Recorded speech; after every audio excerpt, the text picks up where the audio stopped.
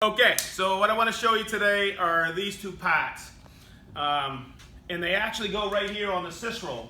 And you can order these. I'll give you a part number. It's 499364. They're called glide strips. Okay, and what they are, they're actually on your SYS-Roll. And you'll look right here. And what they do is when you're wheeling it up a staircase, they're actually rub strips. Okay, so you don't mar the surface of the staircase or whatever, or it glides over a curb.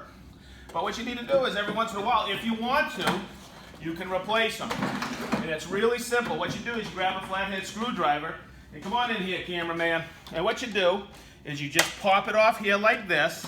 It slips out of this channel here, and you just take the new one, you pop it in here, and you just kind of, whoopsie, you get it in there. It is pretty easy. I'm just fumbling with it right now.